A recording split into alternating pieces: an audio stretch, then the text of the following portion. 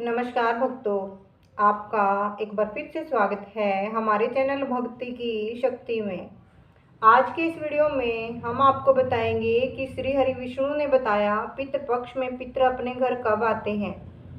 जय श्री कृष्ण भक्तों, ओम पितृदेवाय नमः। एक बार की बात है जब भगवान श्री हरि विष्णु वैकुंठ लोक में विराजमान थे, तभी उनके वाहन और अनन्य भक्त गरुड़ जी ने प्रभु जी के चरणों में प्रणाम कर निवेदन किया, हे प्रभु, एक शंका मेरे हृदय को लंबे समय से विचलित कर रही है।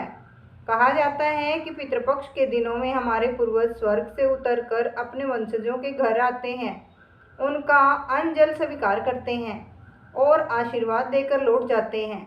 किंतु यह रहस्य अब तक मेरे लिए अगम्य है कि वे किन विशेष क्षणों पर घर पधारते हैं।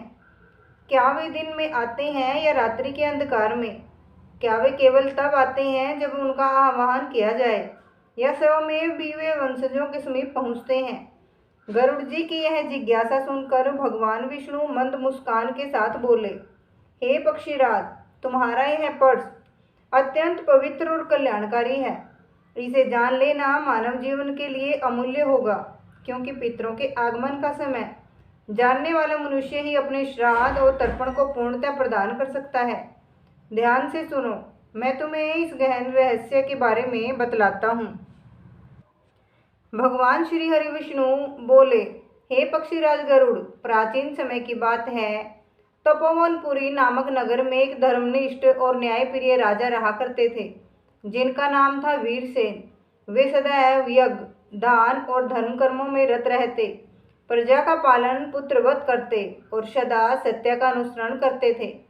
किंतु उनके हृदय में एक जिज्ञासा गहराई से बैठी हुई थी।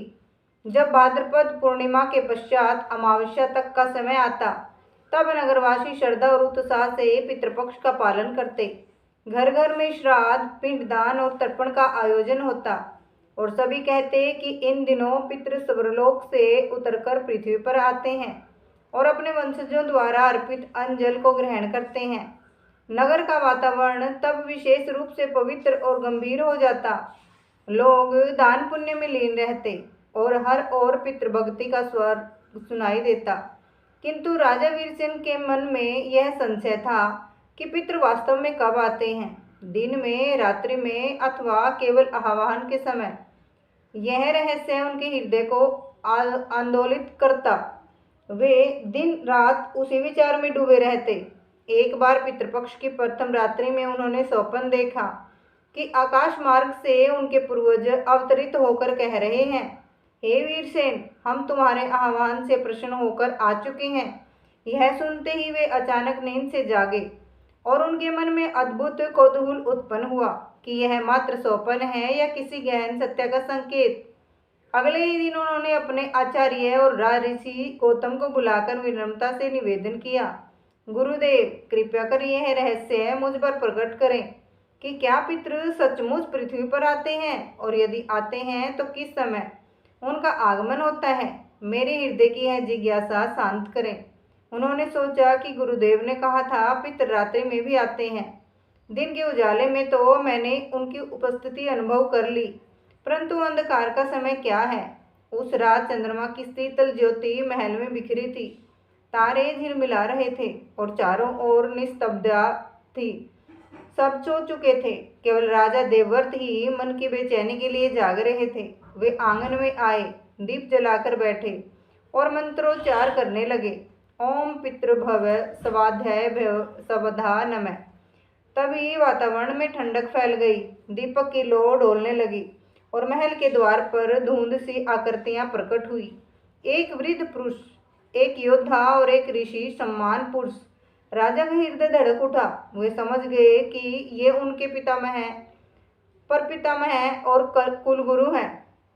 पितामह ने मृदुल स्वर में कहा, पुत्र देवव्रत, दिन में हम तृप्त हुए, पर रात्रि में हम तुम्हें देखने और आशीर्वाद देने आते हैं। जो वंशज दीपक जलाकर स्मरण करते हैं, उनके घर में दरिद्रता दूर रहती है। राजा ने हाथ जोड़कर निवेदन किया, हे पितरों, आपके दर्शन से मेरा जीवन धन्य हुआ। कृपया मेरे राज्य और प्रजा को आशीर्वाद दें। तब पर पितामह बोले, रात्रि भय का नहीं, संवाद का समय है। हम स्वप्न और संकेत से वंशजों को दिशा देते हैं। यदि वे भूल जाएं तो हम मौन रह जाते हैं। राजा ने हृदय से अनुभव किया कि पितृ केवल अन्न जल से नहीं, स्मरण और संवाद से भी संतुष्ट होते हैं। कुछ क्षण बाद वे आकृतियां विलीन हो गई और दीपक पुनः स्थिर हो गया। राजा दिव्य आनंद से भर उठे और निश्चय किया कि प्रतिदिन रात्रि दीपक जलाकर स्मरण करेंगे। अगली सुबह वे अपने गुरु महर्षि भारद्वाज के पास पहुंचे और पूरी घटना सुनाई। गुरु ने कहा, राजन, यह संकेत है कि पितृ तुम्हारी श्रद्धा से प्रसन्न है। स्मरण रखो, श्राद्ध केवल कर्मकांड नहीं, धर्म पालन का संदेश भी है। उस रात स्वप्न में पितरों ने उन्हें शिक्षा दी कि वंश तभी समृद्ध रहेगा जब वे सत्य बोलेंगे, धर्म की रक्षा करेंगे और प्रजा के हित में कार्य करेंगे। उन्होंने दिखाया कि श्राद्ध करने वाले वंशजों के पितृ स्वर्गलोक को सरलता से प्राप्त करते हैं, जबकि उपेक्षित पितृ भटकते रहते हैं। राजा ने प्रतिज्ञा की कि जीवन पर्यंत श्राद्ध और धर्म दोनों का पालन करेंगे। दीपक की लौ स्थिर हो गई और चारों ओर एक अद्भुत शांति छा गई। राजा वीरसेन ने अनुभव किया कि उनके पास कोई अदृश्य शक्ति खड़ी है। तभी एक गंभीर और मधुर स्वर सुनाई दी, पुत्र वीरसेन, हम तुम्हारे आह्वान से ही यहाँ उपस्थित हुए हैं। श्राद्ध का नियम यही है कि श्रद्धा से पुकारो और हम तुरंत सूक्ष्म रूप से उपस्थित हो जाते हैं। राजा की आंखों से आंसू बह निकले और उन्होंने हाथ जोड़कर पूछा, तो क्या हम हर गृहस्थ जब तर्पण करता है तब आप वास्तव में आते हैं? स्वर ने उत्तर दिया, हाँ पुत्र, चाहे छोटा अर्पण हो या बड़ा भोज, हमारी दृष्टि केवल श्रद्धा पर होती है। तिल, कुश और जल की आहुति जब शुद्ध मन से दी जाती है तो हम अमृत की भांति उसे स्वीकार करते हैं, किंतु यदि मन अशुद्ध हो तो सोने के पर्वत से भरे थाल भी हमें तृप्त नहीं कर सकते। उस स्वर ने आगे कहा, पुकार की शक्ति अद्भुत है। जब संतान सवदा मंत्र से जल अर्पित करती है तो पितृ तुरंत उस आह्वान का उत्तर देते हैं, और यदि कोई संतान भूल से भी अपने पितरों को न पुकारे तो हम प्रतीक्षा करते हैं, शायद अगली पीढ़ी याद कर ले। यही कारण है कि श्राद्ध केवल कर्म नहीं बल्कि पीढ़ियों को जोड़ने वाली एक दिव्य कड़ी है। राजा वीरसेन ने इस रहस्य को अपने तक सीमित न रखकर सभा बुलाई और सबको बताया, ये प्रजाजनों, जब भी आप अपने पितरों का आह्वान करें तो यह मत सोचो कि वे दूर स्वर्गलोक से चलकर आने में देर करेंगे। वे सूक्ष्म रूप में आपके पास तुरंत उपस्थित हो जाएंगे। तभी कभी तर्पण के जल को कम मत समझो, क्योंकि वही जल पितरों के लिए अमृत है। लोग यह सुनकर अभिभूत हो गए और कई गृहस्थों ने उसी दिन से नियमित तर्पण और पितरों का स्मरण करना आरंभ कर दिया।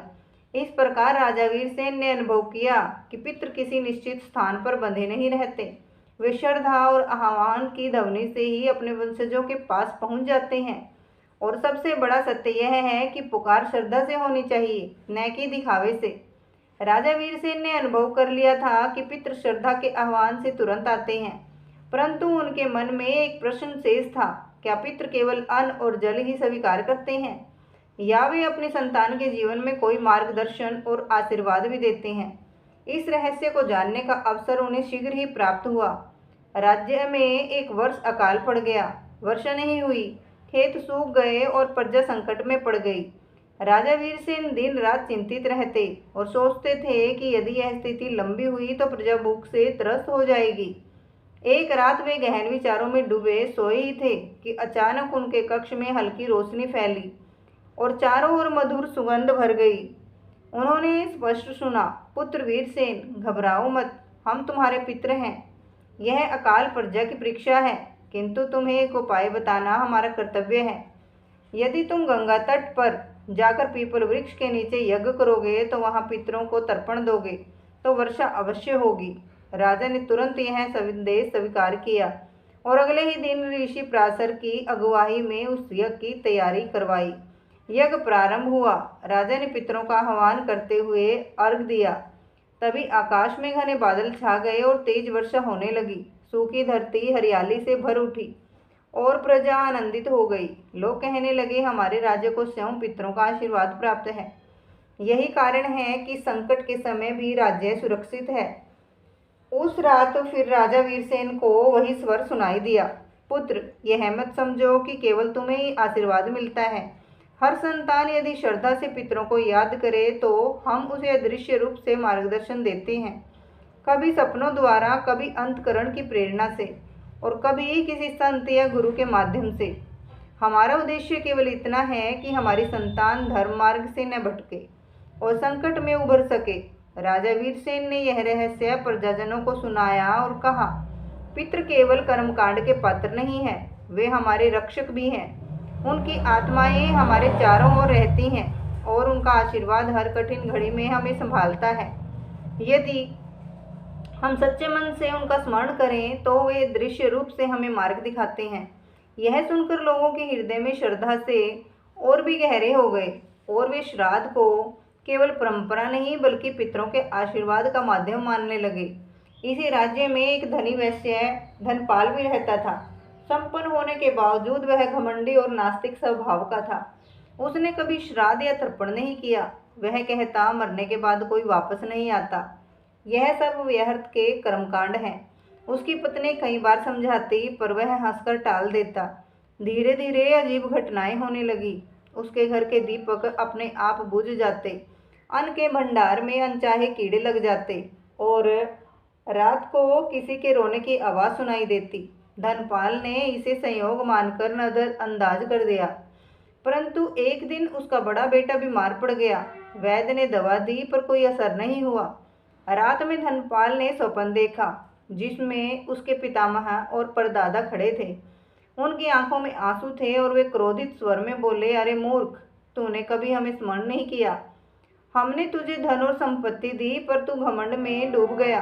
क्या तुझे इतना भी बोध नहीं कि जिस वंश ने तुझे जन्म दिया उसी को भूलकर तू पाप कर रहा है? यदि अब भी नहीं सुधरा तो तेरा वंश संकट में पड़ जाएगा। धनपाल भयभीत होकर जाग उठा। उसका शरीर कांप रहा था। सुबह होते ही वह राजा वीरसेन से मिलने गया और सारी बात बताई। राजा वीरसेन गंभीर होकर बोले, धनपाल, पितरों का क्रोध बहुत भारी होता है। जब वंशज उन्हें भूल जाते हैं तो वे पहले संकेत देते हैं। यदि चेतावनी भी अनसुनी की जाए तो वंश में रोग, अकाल और धन की हानि होती है। अब भी समय है, स्नान करके तर्पण करो, अन्न का दान दो और पितरों से क्षमा मांगो। धनपाल ने वैसा ही किया और आश्चर्य हुआ कि उसके पुत्र की बीमारी धीरे धीरे ठीक होने लगी और घर की अशांति दूर हो गई। उसी रात उसे फिर स्वप्न आया। इस बार पितामह ने प्रसन्न होकर कहा, पुत्र, हम क्रोध करते हैं परंतु विनाश के लिए नहीं। हमारी चेतावनी तुम्हें धर्म मार्ग पर लाने के लिए होती है। याद रखो, पितृभक्ति केवल हमारी शांति के लिए नहीं बल्कि तुम्हारे जीवन की रक्षा के लिए भी आवश्यक है।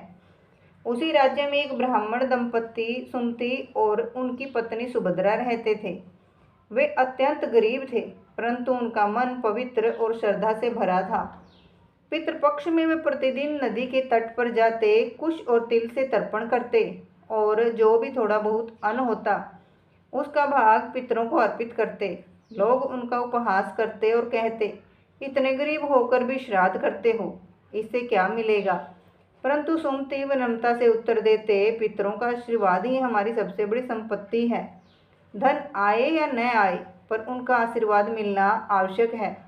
एक दिन तर्पण करते समय सुमति ने देखा कि जल में उनकी छाया के पीछे एक दिव्य प्रकाश झिलमिला रहा है। सुभद्रा ने भी अनुभव किया कि कोई अदृश्य हाथ उनके सिर पर आशीर्वाद रख रहा है। उस रात उन्हें स्वप्न में उनके पितर प्रकट हुए और बोले, पुत्र, तुम्हारी श्रद्धा ने हमें तृप्त कर दिया। हम तुम्हें यह आशीर्वाद देते हैं कि तुम्हारे घर में कभी अन्न की कमी नहीं होगी और तुम्हारी संतानें धर्मशील होंगी। कुछ ही दिनों बाद आश्चर्यजनक घटनाएं होने लगी। उनके सुख खेत में अचानक हरियाली छा गई। गांव का एक धनी व्यापारी उन पर प्रसन्न हुआ और उन्हें भूमि दान कर दी। उनकी गायों ने अधिक दूध देना शुरू कर दिया और धीरे धीरे उनका जीवन समृद्ध होने लगा। लोग हैरान थे कि इतना बड़ा परिवर्तन कैसे हुआ। तब सुमति ने सबको बताया, यह सब मेरे पितरों का आशीर्वाद है। हमने उन्हें श्रद्धा से याद किया और उन्होंने हमें समृद्धि दी। धन तो बदलता रहता है परंतु पितरों का आशीर्वाद स्थायी है। उस रात फिर पितरों की वाणी सुनाई दी, पुत्र, याद रखो, जब वंशज श्रद्धा से श्राद्ध और तर्पण करते हैं तो पितृ संतान को आयु, घर में समृद्धि और जीवन में शांति प्रदान करते हैं। यह आशीर्वाद अदृश्य होता है पर उसका फल स्थायी और अटल होता है।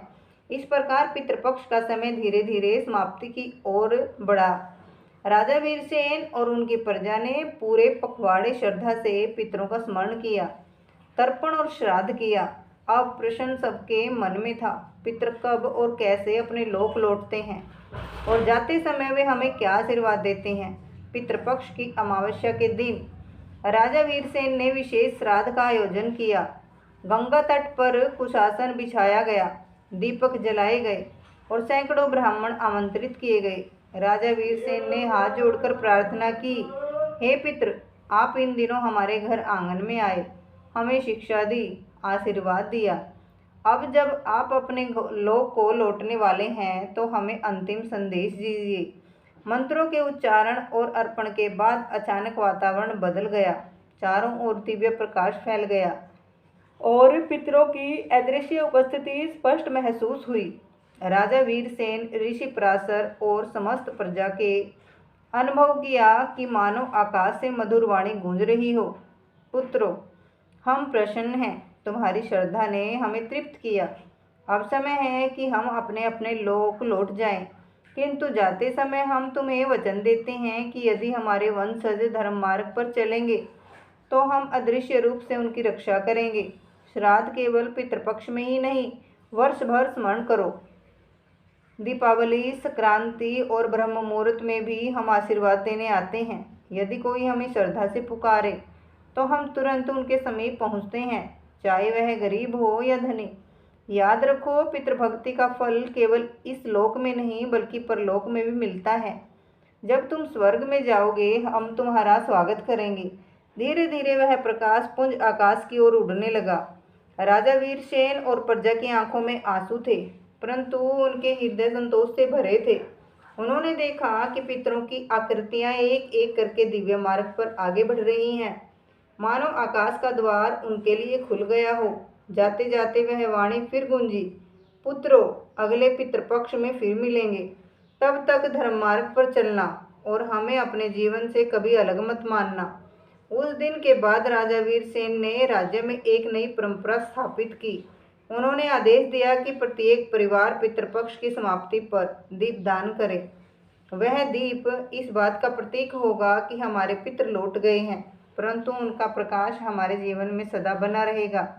प्रिय भक्तों, पितृपक्ष केवल कर्मकांड का समय नहीं बल्कि यह अपने पूर्वजों के प्रति कृतज्ञता और श्रद्धा अर्पित करने का दिव्य अवसर है।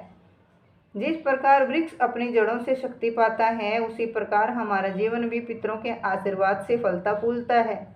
अतः इस पावन काल में हम सभी को श्रद्धा से श्राद्ध, तर्पण और दान करना चाहिए ताकि हमारे पितृ खुश हों और हम पर उनकी कृपा बनी रहे। यदि आपको यह कथा पसंद आई हो तो वीडियो को लाइक और शेयर जरूर करें और ऐसी ही आध्यात्मिक और रोचक जानकारी प्राप्त करने के लिए हमारे चैनल को सब्सक्राइब करें और वीडियो को ज़्यादा से ज़्यादा लाइक और शेयर जरूर करें। धन्यवाद। राधे राधे। जय श्री कृष्णा।